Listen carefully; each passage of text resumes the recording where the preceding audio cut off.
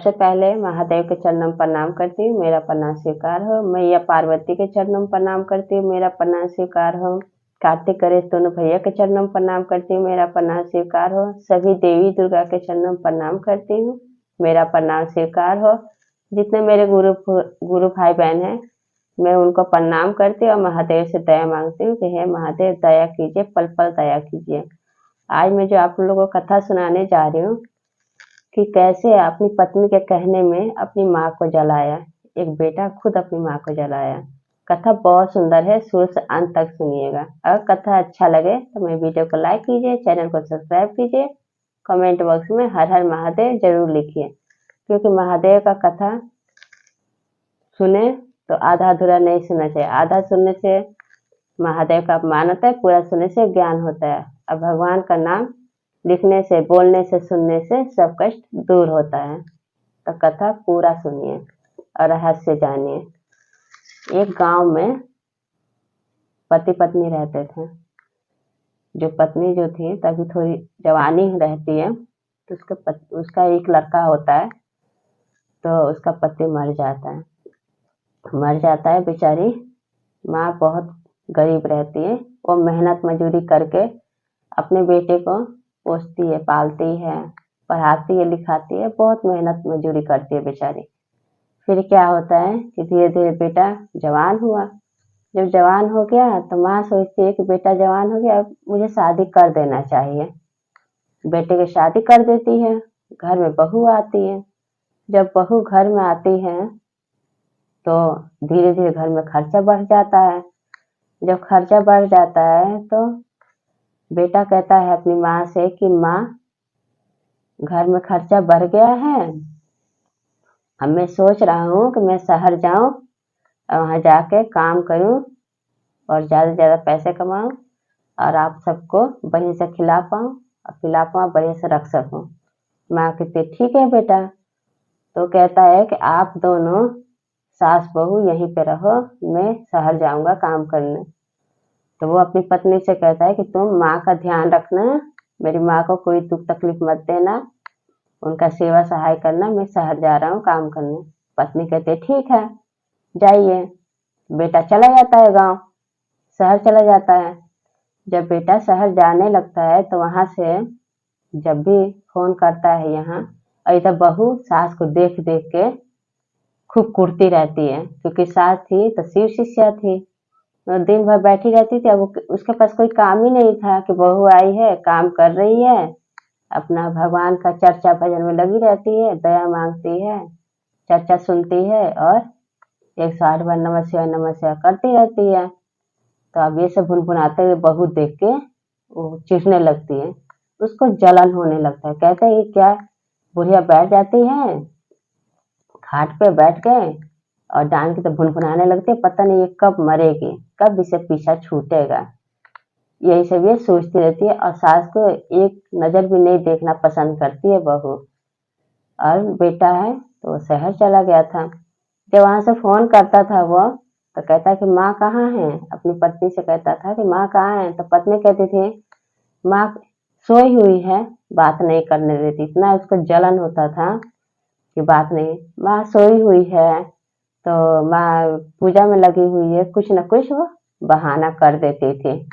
ऐसे क्या हुआ कि धीरे धीरे कुछ दिन के बाद फिर फोन किया बेटा उनका, तो कहता है कि माँ कहाँ है, कैसी है। तो उसकी पत्नी उससे कहती है कि माँ मुझसे 24 घंटा लड़ाई करती रहती है, बिस्तर पे ही टट्टी पेशाब कर देती है, इतना हमें परेशान करती है। तो ये सब बात जब बेटा सुनता है तो कहता है कि मेरी माँ लगता है कि सच में वो खाट पे सब कर देती है, मेरी पत्नी बहुत परेशान रहती है। तो कुछ दिन के बाद वो अपने घर आता है। जब अपने घर आता है तो थोड़ी दूर पे दिखाई देता है कि उसका बेटा आ रहा है। बहू देख ली छत से। जब बहू देख लेती है तो दौड़ के आके एक बाल्टी पानी लेके, और सास सोई रहती है खाट पे और उसके रूम में पानी फेंक देती है। और जब पानी फेंक देती है तो इतने में ले जाकर बाल्टी बाथरूम में रख देती है। तो 2 मिनट के बाद ही बेटा आ जाता है। आता है तो कहता है माँ माँ कहाँ हो। तो वो जाता है रूम में, तो माँ तो सोई रहती है। देखता है चारों तरफ पानी गिरा हुआ है, तब वो देखते ही अब गुस्सा करने लगता है कि माँ ये आप क्या कर रही हो।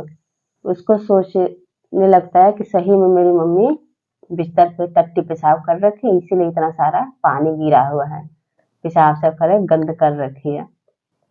इतने बात सुन के माँ उठ के बैठ जाती है कि बेटा आ गए तुम।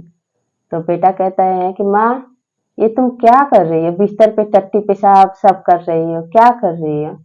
तब वो कुछ बोलती नहीं, वो कहती कि नहीं मैंने ऐसा कुछ नहीं किया है, मैं सोई हूँ। तो क्या करिए बहू, बहू कहती हाँ ये ना मुझे झूठा बना रही हैं, यही टट्टी पेशाब सब कर देती है, पूरा दिन भर गंद मचा के रखती है, ये हम दोनों को लड़वाना चाहती है, बहू बोलती है। इतना बात सुन के जो माँ थी बूढ़ी मैया वो चुप हो जाती है, कहती कि इतने दिन बाद मेरा बेटा आया है, अब मेरी वजह से बेटा बहू में लड़ाई झगड़ा हो तो नहीं बोलती है। ये सब काम ये बहू करती रहती है, क्योंकि उसको तो एक नजर भी भाती नहीं थी सास। वो तो चाहती थी कब मरे कब मरे। तो एक दिन क्या कहती है अपने पति से, मतलब माँ से, वो उसके बेटे से कहती है कि सुनो ना एक काम करते हैं। तो उसका बेटा कहता है हाँ बोलो। तो ले जाके माँ को जंगल में छोड़ आते हैं। तो अब वो कहता है कि ठीक है, वो अपनी पत्नी के कहने में आ जाता है, प्यार के मोह होता है उसको, तो वो आ जाता है। अब पत्नी जब सुनती है तो कहती है कि अब मेरा पति जो है मेरे हाथ में आ गया है, जो मैं कहूँ कहती हूँ वो सुनता है। फिर क्या करती है कि अपनी सास के खाना में नींद की दवा डाल देती है और डाल के ले जाके अपनी सास को खिला देती है। जब सास खा लेती है तो सो जाती है, उसको नींद आ जाता है। तब क्या होता है जल्दी जल्दी काम कर लेती है, और जब रात को जब 12 बजता है तब अपने पति से बोलती है कि सुनो अब आधा रात हो गया है, 12 बज गए, चलो तुम्हें माँ को जंगल में छोड़ आते हैं। बेटा तैयार हो जाता है और बहू थी वो बहुत होशियार थी, वो जंगल में वहां पे लकड़ी भी रखाई थी, बुढ़िया को जलाने के लिए लकड़ी भी रख दी थी, इतना जलन था उसको अपनी सास से। अब बूढ़ी माई अपने बेटे से कुछ नहीं बोल पाती थी। फिर क्या होता है कि बेटे बहू लेकर चले गए, उस बूढ़ी मैया को ले जाकर वहां पे जंगल में खाट से उठा लिए लेके चले गए और लकड़ी चारों तरफ से साज दी है जलाने के लिए। फिर क्या होता है कि बहू माचिस निकालती है, जब बहू माचिस निकालती है तो माचिस में तिल ही नहीं रहता है। तो फिर कहती है कि सुनो घर पे जाना पड़ेगा माचिस लेने। तो बेटा कहता है ठीक है मैं जा रहा हूँ लेने। तो कहते नहीं नहीं मैं इस जंगल में अकेले नहीं रहूंगी, मैं भी चलूंगी तुम्हारे साथ। तो बेटा कहता ठीक है चलो, चला जाता है, जाके दोनों माचिस ले आते हैं। इधर क्या होता है कि बूढ़ी मैया धीरे धीरे उनको होश आने लगता है। फिर क्या होता है बूढ़ी मैया उठ के और हट जाती है वहां से, वहां पे लकड़ी साज देती है उस जिस तरह से था उसी तरह से, और वो छुप के देखती रहती हैं कि क्या कर रहे हैं दोनों बेटे बहू। फिर क्या होता है माचिस लाके उसको लकड़ी को आग लगा देता है। जब उस लकड़ी में आग लग जाता है तब बेटा देख देख के चिल्ला चिल्ला के रोने लगता है, खूब चिल्लाने लगता है, रोने लगता है चिल्ला चिल्ला के कि हाँ मैंने क्या कर दिया, अपनी पत्नी के कहने में अपनी माँ को ही जला दिया, रोने लगता है। तो जाता है जैसे लकड़ी हटाने जाता है तो उसकी पत्नी हटाने नहीं देती है, नहीं हटाने देती है। फिर ये रोते हुए बेटा आता है घर, खूब चिल्ला चिल्ला कर रोता है, आता है घर तो देखता है कि घर पे उसकी माँ पहले ही पहुंच गई थी। उसको देने लगता है कि मेरी बहू ही मुझे जलाना चाहती थी, उसको ही मेरे से जलन ज्यादा था। जब फूट फूट के बेटे को रोते हुए देखती है तो माँ खुद को रोक नहीं पाती है और उसके सामने आ जाती है। अब बेटा जब देखता है कि माँ मेरी जिंदा है सही है तो गले से लग के रोने लगता है, माफी मांगने लगता है कि माँ मुझे माफ कर दो, माँ मुझे माफ कर दो। तो माँ कहती है कि मैं तुम्हें माफ कर दूंगी, लेकिन मेरा एक काम है जो तुम्हें करना है। कहता है ठीक है। तो कहती है कि अगले दिन बताऊंगी, सुबह होने दो तो बताऊंगी। तो कहता है ठीक है। सुबह जब उठता है तो कहता है कि माँ क्या काम है? आप बोले थे कि एक काम है, क्या काम है बताओ? तो माँ एक कलसा देती है पैसे से भरा हुआ और कहती है कलसा लो, अब पूरे मोहल्ला में चारों तरफ पूरे गांव में तुम घूमो, अब बोलना कि पैसे के बदले मुझे पत्नी चाहिए। वो बेटा कहता है ठीक है। वो कलसा लेके चला जाता है, चारों तरफ जितने गांव था सब में घूमता है और कहता है कि मुझे पत्नी चाहिए। सब लोग तैयार हो जाते हैं, देखते हैं कलसा में पूरा पैसे से भरा है तो कहते हैं कि लगता है कि अमीर घर का लड़का है। कोई कहता है मेरी बेटी से शादी कर लो, कोई कहता है मेरे बेटी से कर दो शादी, कोई कहता है मेरे बेटी से शादी कर लो। सब कहते हैं जब इतना कलसा भरा हुआ है, पैसे लेके घूम रहा है तो अमीर ही होगा, गरीब थोड़ी ना लेके घूम सकता है। फिर क्या हुआ कि आ जाता है घर, आता है तब माँ से कहता है कि माँ इस कलश से भरा पैसे के बदले में सब अपनी बेटी दे रहे हैं, पत्नी तो इतनी मिल रही है कि तुम मेरी बेटी शादी करो, तुम मेरी बेटी शादी कर लो, सब गांव के लोग कह रहे हैं, कोई ऐसा घर नहीं है जो मना करे। फिर कहती है कि ठीक है तुम अगले दिन जाना। तो कहता है ठीक है। फिर अगले दिन क्या करती है वो बूढ़ी माँ, एक कलशा वही पैसे से भरा दे देती है और कहती है कि एक कलश लेके जाओ, पूरे गांव में घूमना और घूम कर बोलना कि मुझे माँ चाहिए, मुझे माँ दे दो। लेके जाता है बेटा कलश से भरा पैसा, जब लेके जाता है तो चार तो गांव में घूमता है, कहता है कि मुझे ये पैसा ले लो मेरे से, अब मुझे माँ दे दो। तो सब कहते हैं अजीब पागल आदमी है, पहले तो कहता है कि मुझे पत्नी चाहिए, अब कहता है कि माँ चाहिए। कितने लोग तो उसको मारे भी, उसको पीटे भी खूब कर रहे कितना। फिर शाम होता है, आता है बेटा, तो आता है तो कहता है कि माँ जब मैं गांव में घूमने गया और जब मैं चार तक जब कहने लगा कि पैसा ले लो, पैसे बदले माँ दे दो, तो सब कह रहे हैं कि पागल है क्या? कभी आता है तो कहता है मुझे पत्नी चाहिए, कभी कहता है कि मुझे माँ चाहिए। माँ भी कोई देने की चीज है, माँ तो एक ही होती है।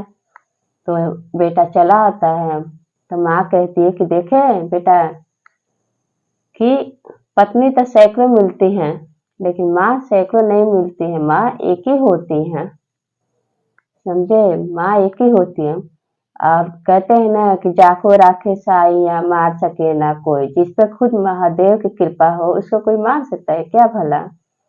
तो ये सब हुआ, उस बूढ़ी मैया का जान बचा महादेव की कृपा से, क्योंकि महादेव की वो शिष्या थी, हर समय रोज महादेव से नमन करती थी, दया मांगती थी, चर्चा करती थी और नमस्कार का जाप करती थी। ये सब जब बात ये दोनों माँ बेटे को मिलते हुए देखती है बहू, अब तो चिढ़ जाती है। अब ये कहती है कि अगर इन दोनों से मैं माफी ना मांगू तो मुझे निकाल के बाहर फेंक देंगे, क्योंकि अब तो मेरा दाल गलेगा नहीं, अब मेरा पति मेरे हाथ में है नहीं, अब तो ये अपनी माँ के कहने में चल रहा है, अब तो मेरे पे विश्वास भी नहीं है।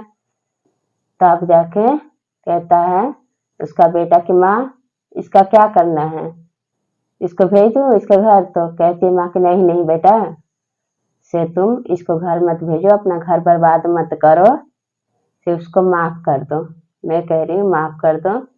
अब ये सब जब बात सुनती है बहू, तब उसको बहुत मतलब अंदर अपने आप में बहुत आत्मग्लानि होता है कि मैंने क्या कर दिया, जिस बूढ़ी माँ को मैं जलाने के लिए, बूढ़ी सास को मैं उसके बेटे को सिखा के अपने बस में करी थी, आज उसी बूढ़ी सास की देन है और महादेव का दया कृपा है कि उसके घर बूढ़ी मैया का बिखरने से बच गया और सब एक होकर रहने लगा महादेव का, और चर्चा भजन चलने लगा। तो जैसे महादेव आपने उस बूढ़ी मैया पे दया की है, उनको आग से जलने से बचाया, उस तरह से हमारे सभी गुरु भाई बहन पे दया कीजिए, हम सब पे दया कीजिए। तो सब बोले हर हर महादेव, मैया पार्वती की जय।